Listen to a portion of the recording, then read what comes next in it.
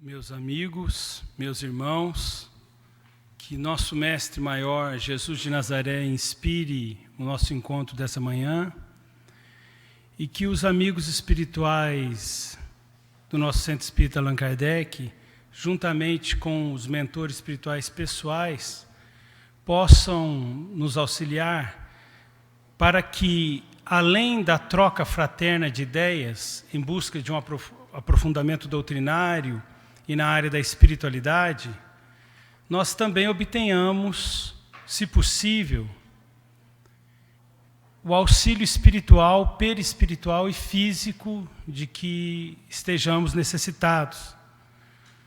Porque esse encontro é sempre um encontro de oportunidade de luz e de oportunidade de receber ajuda dos amigos espirituais que praticam sempre o amor incondicional, a prática do bem, pela alegria de nos fazer mais esperançosos, mais otimistas e mais produtivos nas nossas tarefas reencarnatórias.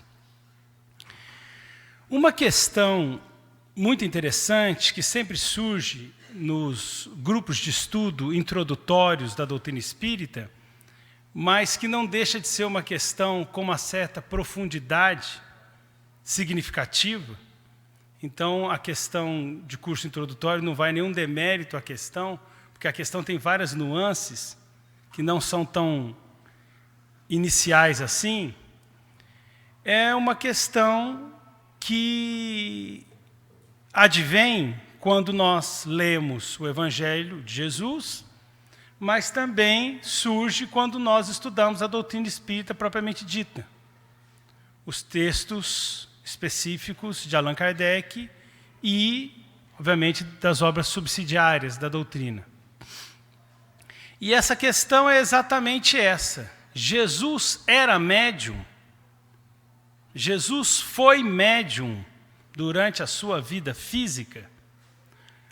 A expressão médium é apropriada para aplicarmos para Jesus, para as suas atividades. Jesus de Nazaré, dentro daquilo que a gente conseguiu obter de mais credibilidade, de mais fidedignidade, é uma pergunta muito interessante, porque ela nos remete indiretamente a uma outra questão. O que significa médium? A palavra médium, ela vem do latim e significa medianeiro, intermediário, aquele que está entre dois meios ou duas realidades, aquele que serve de ponte, de ligação entre duas realidades distintas ou dois contextos ou dois ambientes distintos. Alguns espiritualistas diriam de uma forma um pouco mais livre, que são aqueles que nos colocam em contato com seres de outra dimensão. O que é questionável, porque nós não sabemos se é exatamente uma outra dimensão. Teremos que discutir a questão dimensão. Mas não vamos ficar na esgrima de palavras, né? O pessoal do outro lado, o pessoal do lado de lá. Então, o médium é esse ser interfacial, como diria Herculano Pires, até se referindo a Chico Xavier, esse ser interexistente que está em contato com os chamados mortos, com os seres que foram para o lado de lá, os desencarnados. Em princípio, todos somos médiuns em potencial, mas em potencial é uma coisa. Na vivência do dia a dia é outra completamente diferente. Porque às vezes a gente confunde a potência ou o potencial com a realidade momentânea, com o estar. Ser em potência é uma coisa, estar e usufruir de todas as possibilidades do momento presente é outra completamente diferente. E não precisa ir muito longe nas ilustrações para a gente enxergar isso. Uma semente de manga está longe de ser manga e está longe ainda de ser mangueira. Mas ela tem potenciais para isso. Então, na mediunidade, nós temos a percepção espiritual mínima, basal, que todos detêm. Mas nós temos a mediunidade de ação, que são aqueles companheiros que se destacam por ter uma percepção do mundo espiritual muito mais ostensiva, que é um termo que se convencionou utilizar no movimento espírita, muito mais intensa do que a maioria dos companheiros. Por isso que muitas vezes alguém pergunta, você é médium? E você responde, não. Ou alguém, eventualmente, vai responder, sim, eu tenho uma faculdade significativa. Eu atuo na área da mediunidade, porque a mediunidade é ação, como diria Divaldo Pereira Franco. A mediunidade que permite que o indivíduo trabalhe especificamente com essa faculdade de intercâmbio, de comunicação. E, obviamente, em casos extraordinários, nós temos o mediunato, a missão mediúnica com tarefas de grandes proporções para o avanço da humanidade. Chico Xavier, Divaldo Pereira Franco, Dona Ivone do Amaral Pereira, as filhas do Sr. Bodin, Ruth Celine Jaffé, entre outros, são exemplos do mediunato. Pessoas que vieram com uma mediunidade extraordinária para uma missão de grande impacto no nosso conhecimento a respeito da espiritualidade, que nos proporciona algo extraordinário, que é a certeza da imortalidade da alma. Qual o primeiro e geral benefício do estudo da mediunidade? A certeza da imortalidade da alma. E, junto com isso, a certeza que nós somos espírito. E somos uma realidade independente do corpo. Interagente, mas independente. Então, se nós entendermos esses conceitos fundamentais de mediunidade, poderemos tentar avaliar a figura de Jesus, ousar avaliar, sabendo que toda análise direcionada a Jesus é uma análise sempre limitada, dada a nossa posição ainda muito grosseira. Mas, humildemente, ou não tão humilde do ponto de vista da qualidade moral, que eu pessoalmente não tenho, mas humildemente no sentido de, reconhecendo as nossas limitações intelectuais, não podemos nos furtar da necessidade do estudo em qualquer área relevante à doutrina. E, obviamente, é passível de ser analisados os fenômenos que Jesus fez conforme o próprio Allan Kardec o faz, na última parte do livro A Gênese. Muito bem. Se o médium é um intermediário, é esse comunicador, como diria Chico Xavier, é o pombo-correio, né? É o carteiro que vem trazer as comunicações, Jesus seria um médium? Então, vale algumas reflexões a esse respeito. Jesus foi chamado por Allan Kardec no livro A Gênese de o médium de Deus, que é uma definição extraordinária. O médium de Deus, porque, como ele mesmo disse, eu e o Pai somos um, ou somos uno. Ele estava em sintonia com o pensamento do Pai. Então, ele era um médium do Pai. Então, Deus, que é o perfeito absoluto, tinha em Jesus o seu melhor decodificador como o perfeito relativo. E, nesse sentido, ele era médium de Deus, conforme Kardec registra nos seus textos, e Eurípides Barçanufo citava com bastante frequência essa definição.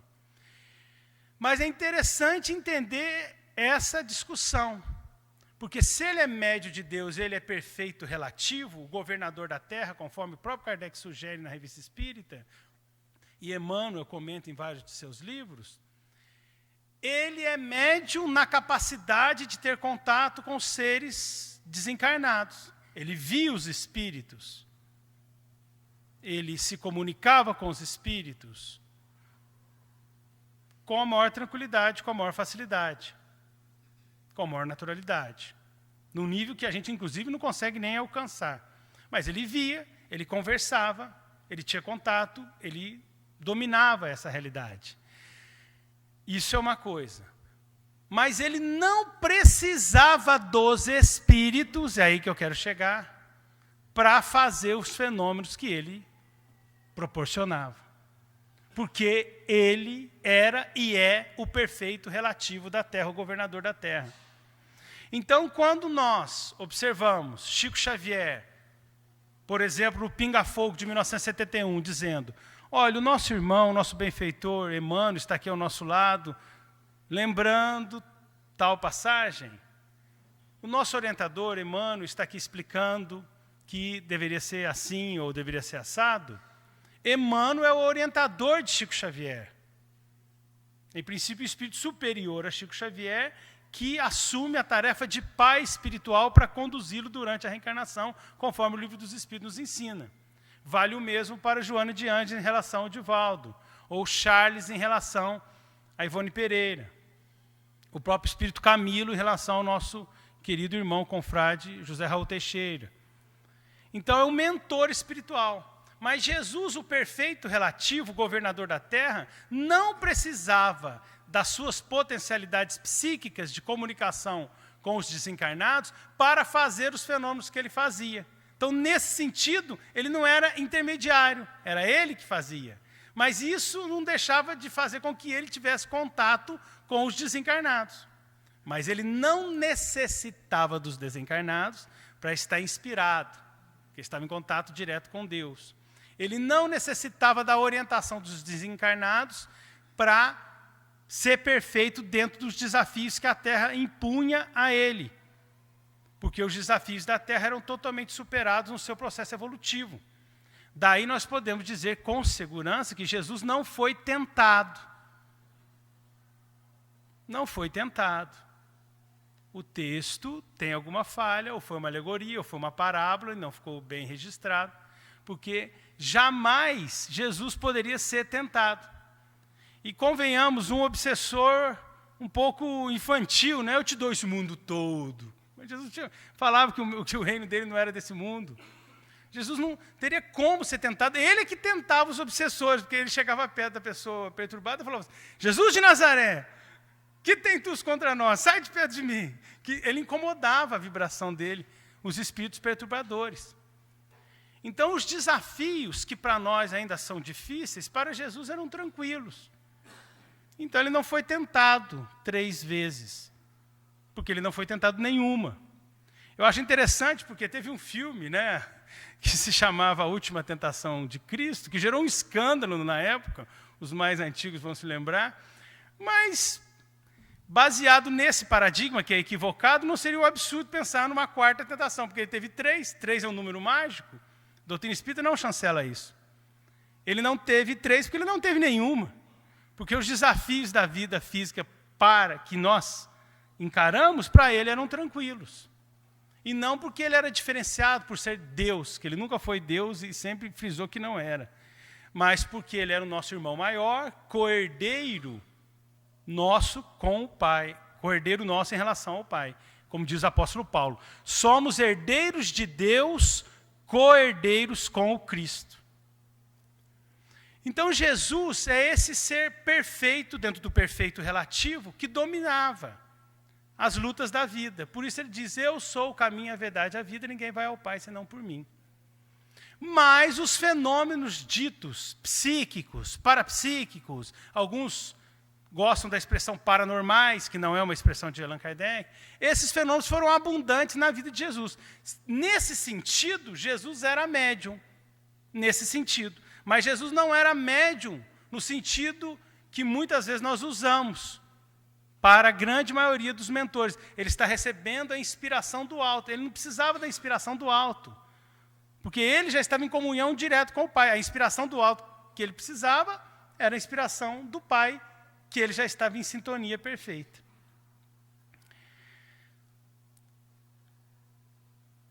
E ele mostra para nós que esse intercâmbio é importante. Apesar de muitos companheiros de outras denominações combaterem a doutrina espírita por nos acusar de conversar com os chamados mortos, é estranho, porque estão combatendo Jesus, porque Jesus conversou com os mortos. Na famosa, tem várias passagens, mas para destacar uma, na famosa passagem do Monte Tabor, Jesus se transfigurou, ou seja, ele mudou a sua aparência. Alguns usam a expressão no esplendor da sua glória. Não acredito que ele tenha conseguido mostrar o esplendor da sua glória, mas pelo menos uma faceta da sua glória. A tal ponto que Pedro, Tiago e João, os 3 apóstolos que eram as testemunhas oculares do evento, ficaram impactadíssimos com aquela situação. E se manifestam Moisés e Elias. E a manifestação é tão contundente, mas tão contundente, que Pedro toma a palavra e pergunta para Jesus, porque era de noite. Ele falou assim: mestre, o senhor quer que a gente construa tendas para Moisés e Elias passarem a noite conosco? Tamanha contundência, era concreto o fenômeno, não era nada subjetivo, não era na virtude de Elias. Era tão concreto que Pedro queria construir uma barraquinha para eles dormirem ali no sereno, as entidades.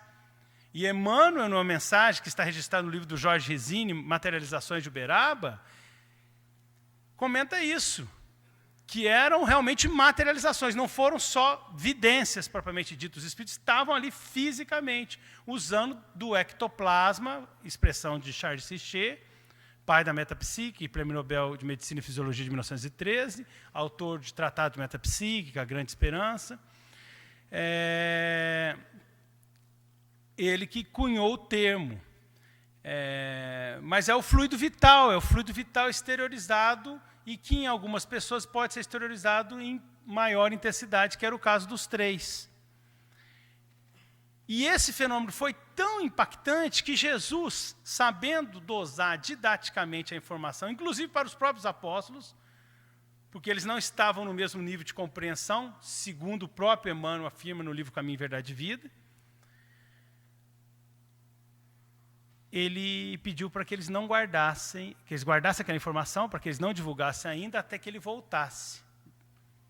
Eles não entendiam muito bem, mas depois a gente entende que voltasse depois da sua desencarnação, ou seja, voltasse na sua chamada ressurreição, mostrando que ele estava vivo em corpo espiritual e continuava a viver, porque vivemos para sempre, todos, não só Jesus, nós inclusive, sem exceção.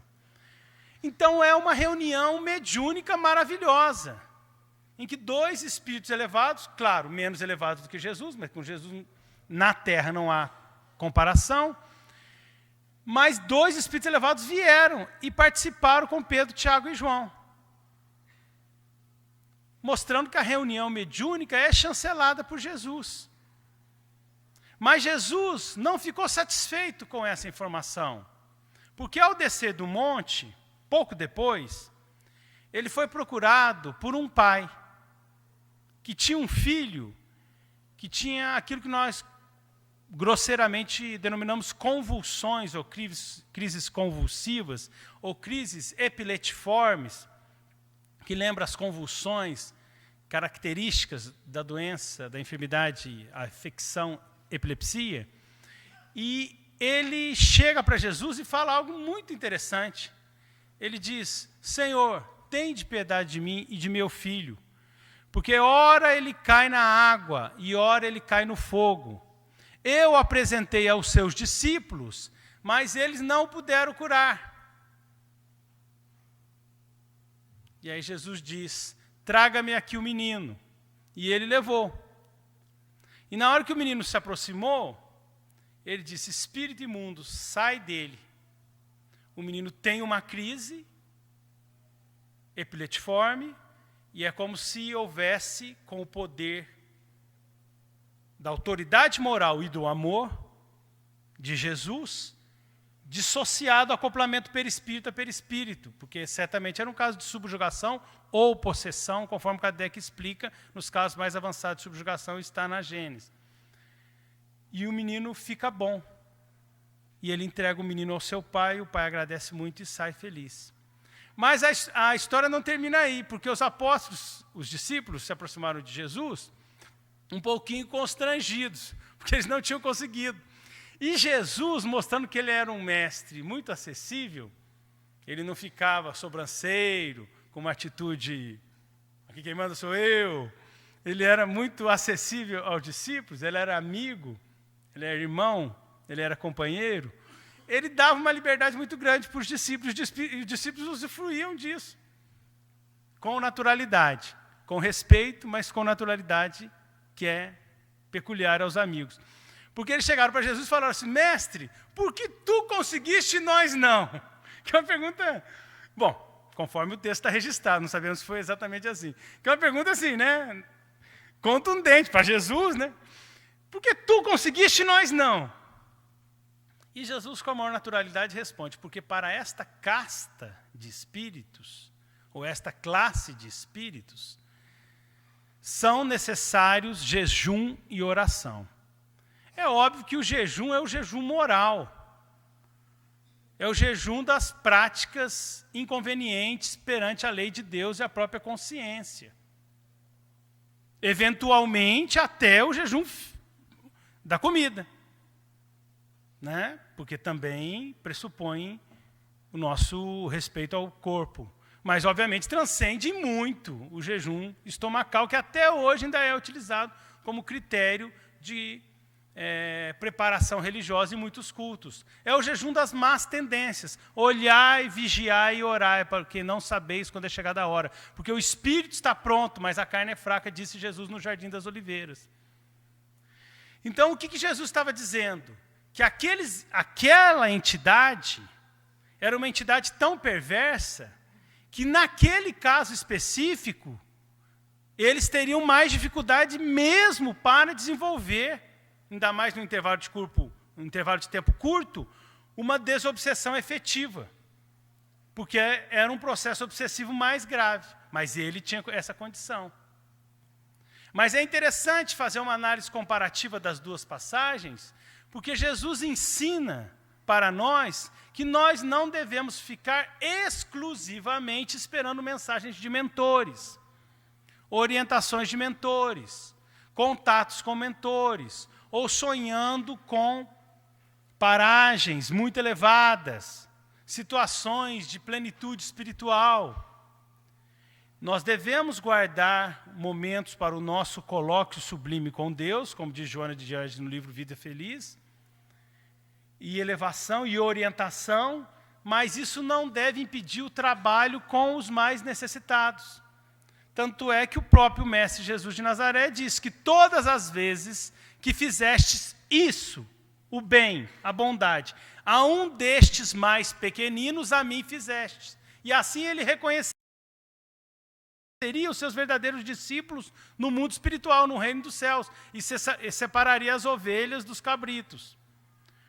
O que mostra que nós precisamos desse momento de inspiração, mas não podemos ficar somente parados nesse momento, em que pese que o momento pode nos ajudar muito, mas temos que trabalhar com todas as entidades que estão à nossa volta. E Allan Kardec fez isso. Allan Kardec, o mestre de Lyon, nosso codificador, fez isso, porque Allan Kardec percebeu logo de cara, no início dos seus trabalhos, a partir de maio de 1855, que as opiniões dos espíritos precisavam ser analisadas com cuidado, uma vez que os espíritos davam suas opiniões pessoais. E a capacidade do espírito expor sobre algum tema variava muito. E alguns sabiam muito de um tema, mas não sabiam nada de outro tema. Poucos eram sábios em vários temas. Por isso, Kardec teve um trabalho gigantesco para organizar as comunicações que eram recebidas e saber até classificar o nível da qualidade da entidade comunicante e também dos médiuns, para dar o caráter universal, a chamada universalidade do ensino dos espíritos ao conteúdo que chegava do mundo espiritual. Essa é uma questão muito importante. Ele não dava o caráter de infalibilidade a nenhuma comunicação e a nenhum médium. Mas ele também não desprezava as informações oriundas de espíritos sofredores. E isso é fantástico, isso está bem patente na codificação. Se nós analisarmos, por exemplo, a segunda parte do Céu e Inferno, onde ele faz capítulos, ele elabora capítulos com coletâneas muito interessantes, com espíritos sofredores, criminosos arrependidos, espíritos endurecidos, suicidas, espíritos que estavam mais ou menos, e espíritos que estavam numa situação boa. E reúne esse material. Porque aquele que está sofrendo também tem o que ensinar. Aquele que caiu também tem o que ensinar.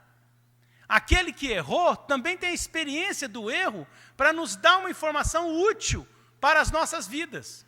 E é um gesto de caridade extraordinária para que nós não incorramos nos erros que eles cometeram. Por isso, um trabalho extraordinário é o trabalho, por exemplo, de Camilo Castelo Branco, pela Ivone Pereira, que foi suicida, caiu, mas fez um esforço muito grande. Ivone também foi suicida, mas fizeram um esforço em conjunto, com a coordenação, inclusive, de Leon Denis, que desdobra as discussões doutrinárias. Por isso, a primeira versão, as narrativas, é só de Camilo, corresponde, segundo Ivone, a só 30% do livro, 70% são os desdobramentos de Leon Denis. Mas eles vieram para quê? Para nos ajudar a não cometer esse erro contra nós mesmos. Isso é caridade. Porque a gente ainda tem um pouquinho de inveja no coração, apesar de ser um defeito terrível, né? Porque tem vários defeitos que a gente adora ter, mas a inveja não, a inveja dói. Então, eu sou orgulhoso, a gente fala com a boca cheia, então não é um que incomoda. Eu não valho nada, eu sou muito ignorante, a gente acha bonito falar, né? Porque parece que a gente está expondo uma certa humildade, mesmo que seja falso. Agora, a inveja, não. Ninguém fala, eu sou invejoso, com a boca cheia, é muito difícil. Eu, pelo menos, nunca encontrei, estou procurando ainda. Porque a inveja denota uma incompetência pessoal e um mérito do outro, e a gente não gosta disso, porque nós somos orgulhosos. Mas, na verdade, seria muito interessante no nosso processo de autoconhecimento admitir as nossas invejas. Porque não é o autoconhecimento o mecanismo de evolução espiritual? Ou nós não temos nem um pinguinho de inveja? Então, seria interessante admitir, para a gente melhorar. A questão 919 é muito interessante. Acho que eu já falei isso aqui uma vez aqui no Allan Kardec, mas eu acho que vale repetir. A gente frisa a resposta, mas não lembra muitas vezes da pergunta. Conhece a ti mesmo, um sábio da antiguidade já vos disse. Mas a pergunta é, qual meio prático, para valer, para fazer, não é subjetivo, não é teórico, não é utópico, prático, mais eficaz, para melhorar na vida não é ficar rico, melhorar espiritualmente, melhorar globalmente, melhorar na educação integral e resistir aos arrastamentos do mal. Aí você tem que se autoconhecer. Porque identificando as suas mazelas, você consegue controlar, podá-las. E identificando os seus pontos positivos, você consegue desdobrar, ver aonde você tem talento para produzir melhor no campo do bem. Então, o autoconhecimento é um meio para um fim maior. E Kardec aproveita a experiência dos espíritos sofredores, assim como Camilo Castelo Branco conta tudo que ele sofreu para que nós não soframos. E há uma mensagem no livro Palavras de Vida Eterna, publicado pela Comunhão Espírita Cristã de Uberaba, de Emmanuel por Chico Xavier, que é extraordinária, que é baseado numa frase do apóstolo Paulo: alegrai com os que se alegram e chorai com os que choram. Diz Emmanuel que é mais fácil chorar com os que choram do que se alegrar com os que se alegram. Porque o choro daqueles que sofrem mais do que nós, muitas vezes serve de consolo para os nossos problemas menores. Então, até pessoas que a gente não gosta muito, quando estão sofrendo, a gente se sensibiliza. Mas quando alguém, mesmo que a gente goste um pouquinho, tem um sucesso maior do que o nosso, em alguma área do comportamento, e a gente não acha que essa pessoa é tão melhor do que a gente fala assim, tem gente que tem sorte na vida, né? Essas coisas não acontecem comigo, não. Olha só, a vida é assim, né? A vida é desse jeito. Mas isso não é inveja, não. Impressão. Aristóteles já comentava alguma coisa a respeito. Aristóteles disse que a gente nunca tem inveja de quem está muito acima ou muito abaixo de nós. A gente sempre tem inveja de quem está ou mais ou menos no mesmo nível, ou um pouquinho acima ou um pouquinho abaixo. É engraçado essa discussão de Aristóteles, né? Porque, por exemplo, assim, eu estou com inveja do Einstein. Não dá, né? Fica difícil para nós, né? Eu estou com inveja do Einstein. Pô, ele ganhou o Nobel. Fica difícil. Estou com inveja de Marie Curie, ganhou 2 Nobel. Difícil, né? Difícil ter inveja. O mérito é tão diferenciado que a gente não vai ter inveja. Ou a gente não vai ter inveja daquela pessoa que não tem o que comer. Como é que você vai ter inveja da pessoa que está passando por uma provação terrível, ou um sofrimento terrível, uma dificuldade orgânica? Agora, aquele seu vizinho, aquele seu companheiro, que você acha que não tem tantos méritos assim, mas de repente teve algum sucesso, aí você fala, não sei se esse rapaz merece tanto, não sei se fulana é para isso tudo, e tal, e a gente é mais crítico.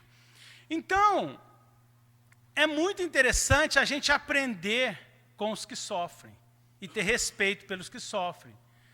Porque o conhecimento ele é tão plural, que faz com que muitas pessoas saibam diversas coisas que nós não dominamos. Porque as experiências de vida são muito diversificadas.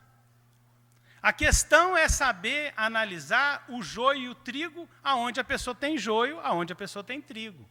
Aonde a pessoa tem o que fornecer, aonde a pessoa não tem. Isso vale para a leitura dos livros espíritas, ou supostamente espíritas, na nossa análise crítica, e vale para todos os momentos da nossa vida. Então, nós podemos e devemos aprender, sim, com os espíritos sofredores. E há uma passagem que o Divaldo Pereira Franco conta que ilustra muito isso.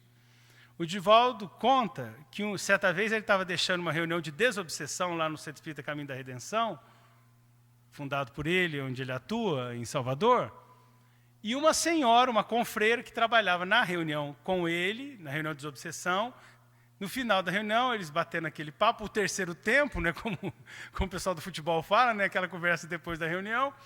Ela falou assim, Divaldo, eu gosto muito de reunião mediúnica, de desobsessão.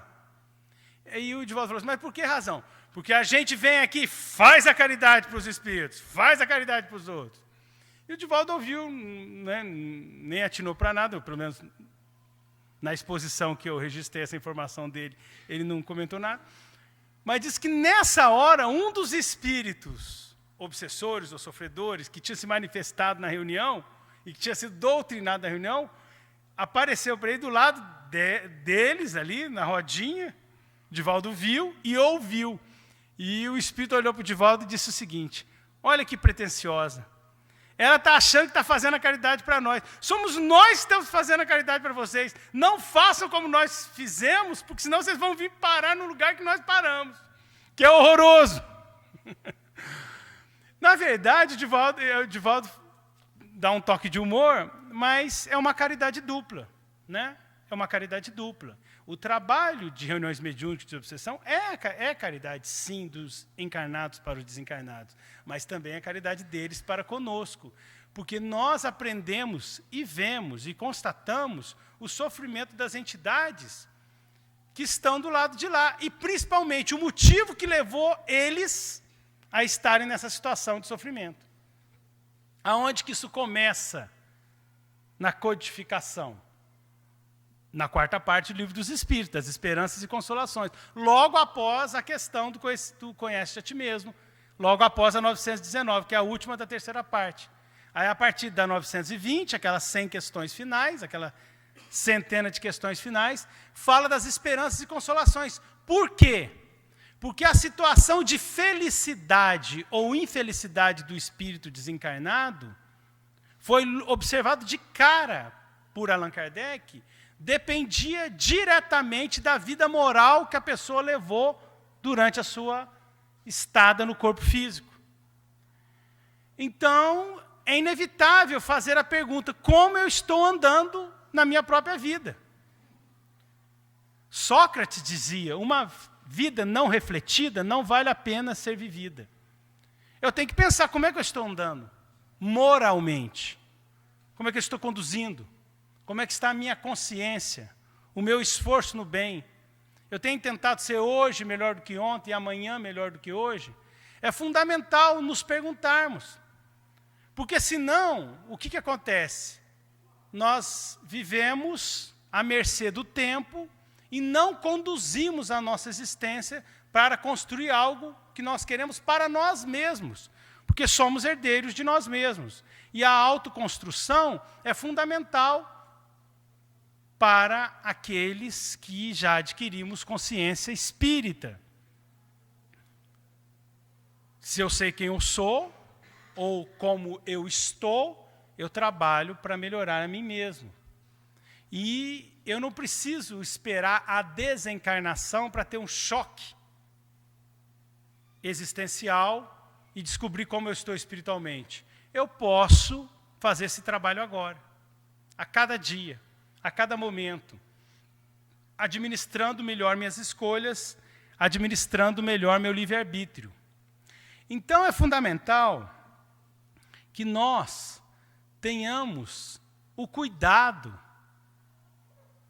de reforçar cada vez mais, reavaliando sempre, reestudando, a convicção na imortalidade da alma. E os fenômenos mediúnicos ajudam muito nisso, porque renovam as evidências para nós a cada momento.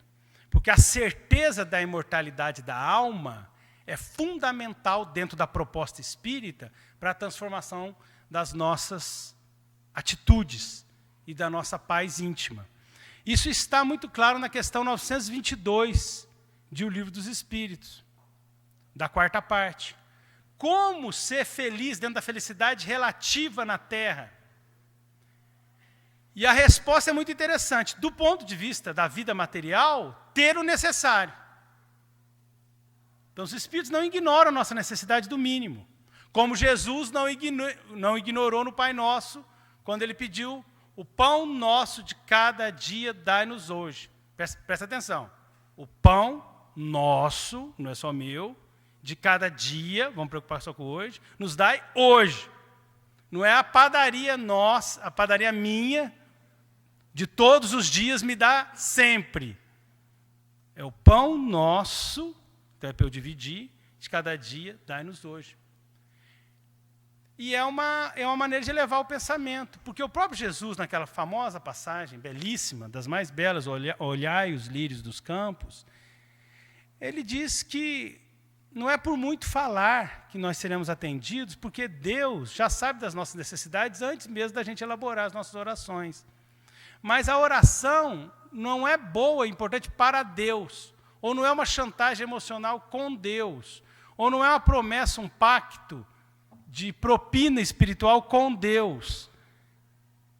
É abrir o meu coração para me sintonizar com a luz que vem do alto, dos espíritos que estão nesse momento praticando o amor incondicional com todos, mas nem todos estamos em condição de receber, pela nossa inadvertência, pela nossa inconsequência, administrar o nosso livre-arbítrio com rebeldia perante as leis da vida.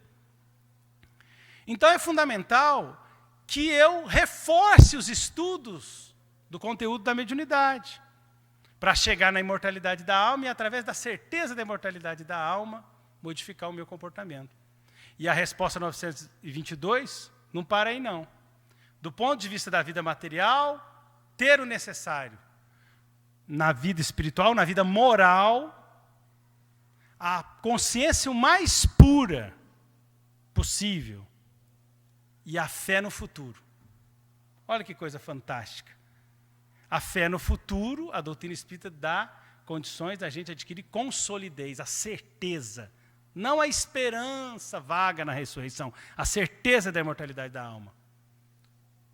A paz de consciência depende do uso dinâmico do amor que cobre a multidão dos meus erros, dos pecados, das falhas que eu já cometi e que vai melhorando minha condição vibratória. E o mínimo necessário do ponto de vista material, porque nós estamos num corpo material, precisamos do mínimo.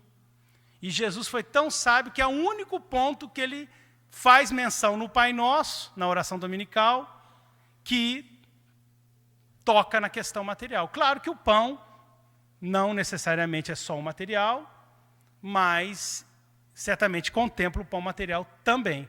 Mas é o único ponto, porque nas nossas orações a gente também inverte as prioridades, os objetivos essenciais da existência humana. Daí, ao estudar o Evangelho, nós adquirimos uma segurança, nós adquirimos a certeza e força para modificar a nós mesmos. Porque se o Espiritismo é uma ciência que estuda a natureza, a origem e o destino dos espíritos, assim como o seu intercâmbio com os seres encarnados, e Kardec desdobra essa base científica, que é baseada no fato, e fala que é uma filosofia de causas científicas, inevitáveis consequências ético-morais religiosas, ele chega a dizer que o verdadeiro espírita é reconhecido pela sua transformação moral. Ele luta no combate íntimo, o homem velho como o homem novo, para se tornar um ser melhor. Transformação moral e pelos esforços que empreende para domar suas más inclinações. E Joana de Ângeles, numa passagem muito bela do Vida Feliz, ela diz que Emmanuel também tem uma mensagem muito parecida no Caminho, Verdade e Vida. É preferível que a gente chore na frustração de não ter algo que a gente deseja, do que a gente sorria sob os narcóticos da queda moral. Porque tem gente que está feliz, anestesiada nas viciações e nos erros. Pelo menos numa felicidade aparente, uma felicidade grosseira, mas está se sentindo super bem. E tem gente que está trabalhando no bem e está enfrentando a dor. Mas como diria Viktor Frankl, também Dr. Rollo May, entre outros psicólogos, a dor não é critério de felicidade. Dor não é sinônimo de sofrimento. E é possível ser feliz mesmo enfrentando, dentro da felicidade relativa possível na Terra, mesmo enfrentando a dor. Se nós tivermos um ideal superior, se nós tivermos a quem amar, a quem produzir, se nós cumprirmos aquilo que Kardec já falava no Obras Póstumas e Emmanuel também desdobra um pouquinho.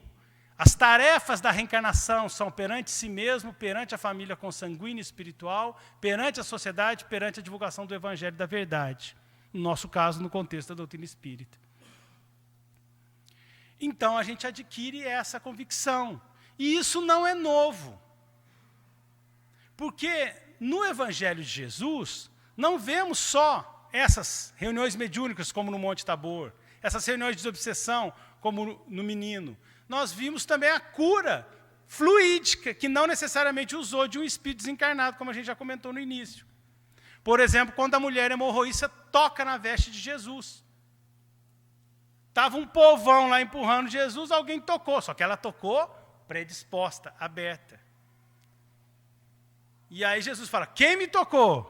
Certamente ele sabia, é claro. Mas ele falou para passar o ensinamento para Pedro, para os apóstolos e para nós, por consequência. Quem me tocou? E Pedro, eu gosto muito de Pedro, porque se não fosse Pedro a gente não sabia nada, né? O pouco a gente sabe é por causa de Pedro, porque ele que perguntava. Sou muito fã de Pedro. Então, onde ele estiver, ele está sabendo. Ele já sabe. Aí, ele falou assim, ô senhor, mas como quem te tocou? No meio dessa multidão, quer dizer, no português aqui mais pobre, né? Nesse empurra aqui, que está todo mundo tocando todo mundo, senhor. Simão, alguém me tocou, porque eu senti que saiu de mim uma virtude. É uma passagem fantástica, porque pressupostamente, não é bem isso, mas quem vê de fora, ela se curou às custas de Jesus e à revelia de Jesus. Na verdade, não é, né? Jesus estava aí para ajudar todo mundo.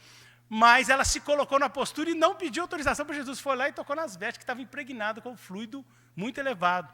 Porque na Gênese,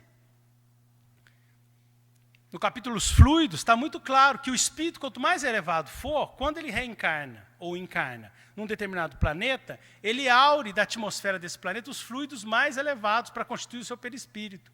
Então, os fluidos que constituíam a interface entre o espírito e o corpo físico de Jesus eram os mais elevados. Então, um influxo, uma transfusão fluídica de Jesus era super impactante, ela sarou na hora.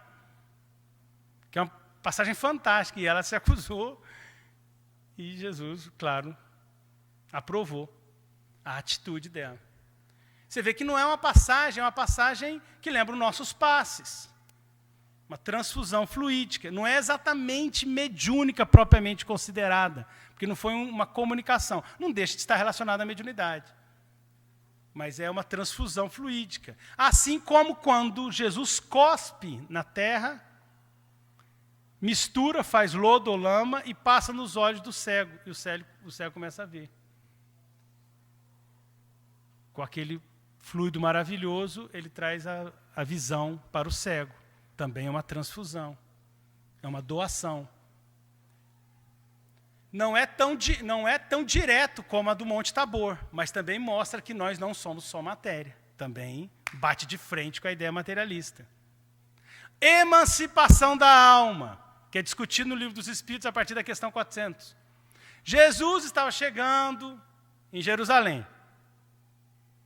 Aquilo que, na tradição cristã, né, dos irmãos católicos principalmente, ficou conhecido nas efemérides como o Domingo de Ramos, né, ele estava chegando lá em Jerusalém.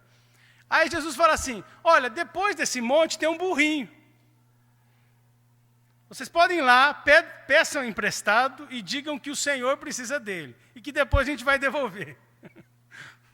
Que honra, né, emprestar um burrinho para Jesus. Mas foi isso que ele falou. Claro que Jesus tinha N mecanismos para saber que o burro estava do lado de lá. N, 1 milhão, ou mais. Mas podemos admitir, num raciocínio breve, para ilustrar a questão da emancipação da alma, que ele saiu do corpo, foi lá e viu que tinha um animal ali apropriado. Porque Allan Kardec também explica que quanto mais evoluído é o espírito, menos vínculos fluídicos criados pela mente existem entre o perispírito e o corpo físico. Porque os vínculos que são criados de forma artificial, no sentido de que são fomentados por nós, eles dependem do nosso apego à matéria. E Jesus não tinha nenhum apego à matéria. Então, o vínculo fluídico dele, o cordão fluídico, ou cordão de prata, como alguns o utilizam, não muito apropriadamente, mas o cordão de ligação do perispírito dele era o mínimo necessário para manter o corpo, o perispírito ligado ao corpo. Então, ele tinha a emancipação da alma com muita facilidade. Então, ele saía do corpo e via. Então, existe o espírito, independe da matéria. E sobrevive à morte do corpo.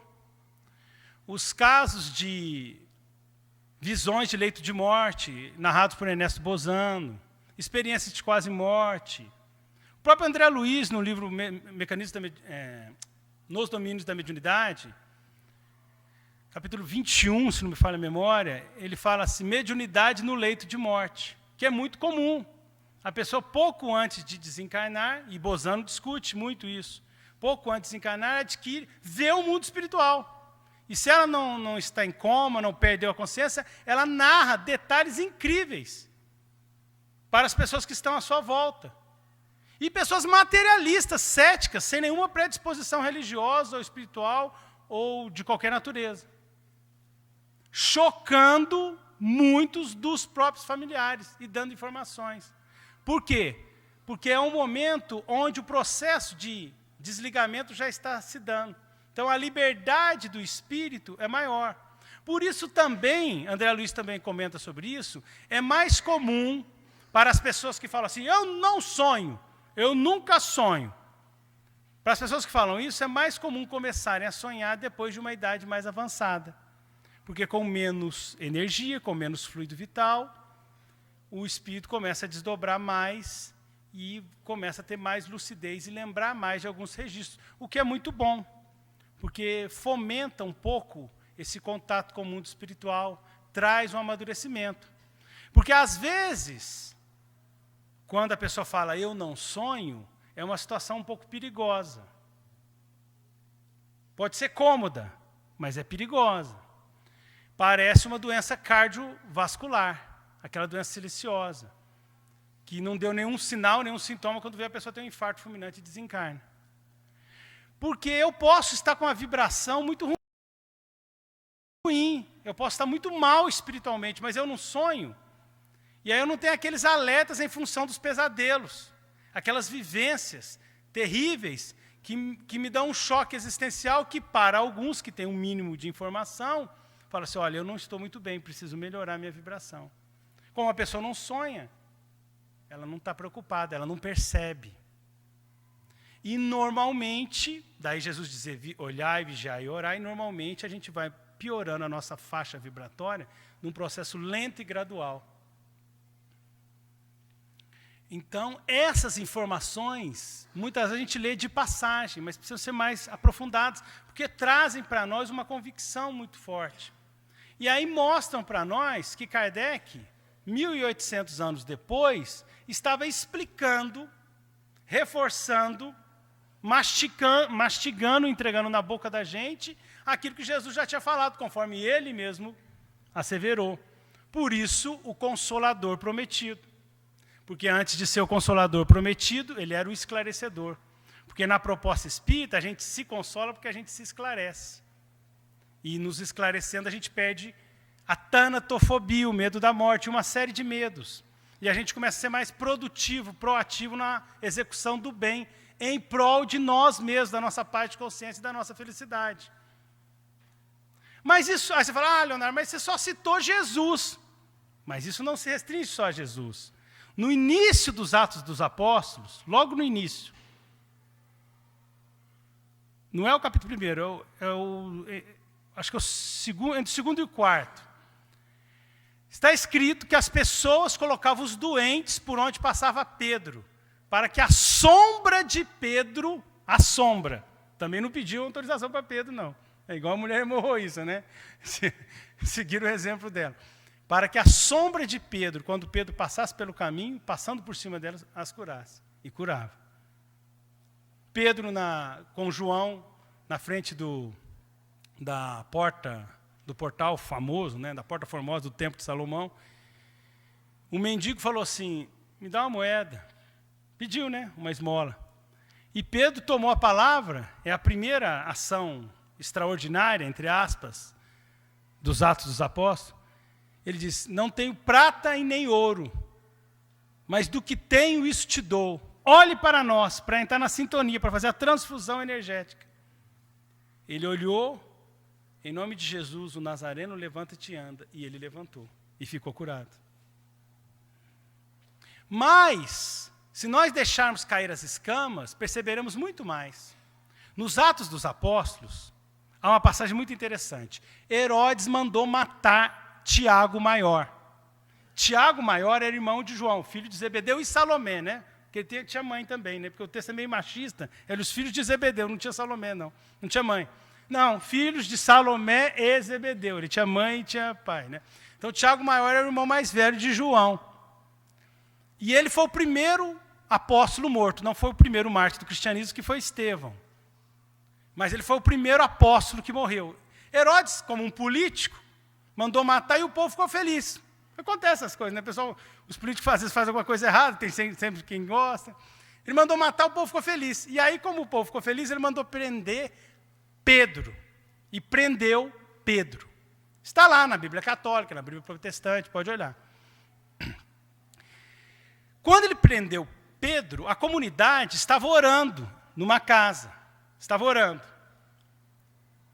E estavam desesperados, porque acharam que Herodes ia matar Pedro como tinha matado Tiago Maior. Muito bem, numa determinada noite, está escrito no texto, depois vocês confiram lá, porque eu não vou citar literalmente. Entrou um anjo do Senhor na cela de Pedro, que tinha 2 camadas de guardas, 2 linhas de guardas. Tá na moda as linhas defensivas da Copa do Mundo, né? Então tinha 2 linhas aí defensivas. E o anjo entrou e chegou lá na cela.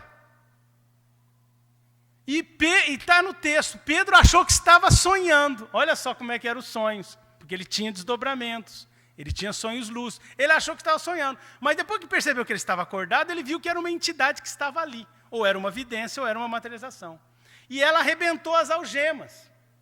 E abriu a cela. E Pedro saiu tranquilamente, eu não sei se estava dormindo, não dá detalhes dos guardas. Passou pelos guardas. Na hora que chegou na rua, o espírito de luz deixou ele seguir sozinho. E Emmanuel, uma análise muito bonita, diz que às vezes a gente pede ajuda do alto, o alto vem e nos ajuda, mas depois vai deixar a gente trilhar o nosso caminho, porque nós temos que adquirir maturidade para administrar o nosso livre-arbítrio. A nossa tarefa não é acertar sempre seguindo a cartilha do mentor. A nossa tarefa é virar mentor. E para isso eu preciso conduzir meus próprios passos sem pedir o conselho sempre. De vez em quando, sim, mas não toda hora. Senão eu fico dependente, como um filho mimado. E não consigo conduzir meus passos quando eu não tenho orientador. Muito bem, mas Pedro continuou e foi na casa onde o povo estava orando. Quando ele chegou lá, depois vocês confiram na íntegra, porque logicamente eu vou falar com o meu português lá de São João del Rei, né? Meu mineirês aqui, então não vai ficar muito bom. E nem literal, mas confiram lá. Quando ele chegou na porta, ele bateu. A empregada da casa veio correndo. Na hora que ela viu Pedro, ela ficou tão emocionada que ela não abriu, não. Ela não abriu, não. Ela ficou emocionada demais, não abriu, não. Acontece essas coisas de vez em quando com a gente, né? Ela correu para dentro e falou assim, Pedro está na porta. Aí, os que estavam orando falaram assim, não é Pedro, é o anjo de Pedro. Porque eles estavam acostumados com o fenômeno da emancipação da alma e do desdobramento. E ela insiste, não, é Pedro mesmo. Quer dizer, ele está no corpo físico, ele está no corpo de carne, é ele fisicamente, ele saiu da prisão. E elas falam, não é, ele está preso, é o anjo de Pedro. Ela insiste, aí eles vão. Aí veem que era Pedro mesmo. Mas essa passagem mostra que eles estavam familiarizados com a emancipação da alma, assim como Pedro estava familiarizado com os sonhos lúcidos. Então, pessoal, a mediunidade é uma ferramenta extraordinária, e não é só para médiums, é para os não médios também aprender sobre a vida. E como diz a questão 459 do Livro dos Espíritos, exerce os espíritos influência sobre os encarnados, muito mais do que imaginais, frequentemente são eles que vos dirigem. Nós estamos rodeados por essas entidades. Então, estamos desnudados espiritualmente. Que a gente aproveite as informações do Evangelho à luz da doutrina espírita para conhecer a verdade de verdade, a verdade universal e a verdade a respeito da nossa realidade, para que ela nos liberte. E assim, mesmo que não seja na mediunidade, um trabalho mediúnico propriamente dito, que a gente seja médium do bem. Como diz Emmanuel no livro Roteiro, não existe bom médium sem homem bom. E aí a gente faça como a oração da paz, inspirada em Francisco de Assis. Fazei de mim um instrumento, um médium da sua paz. Onde houver ódio, que eu semeie o amor. Onde houver problemas, desunião, que eu semeie algo de bom. Então, que a gente possa procurar a autoiluminação para a gente se tornar um farol, nem que seja um farol minúsculo, para ajudar a nós mesmos e aos nossos irmãos. Que Jesus nos abençoe. Obrigado.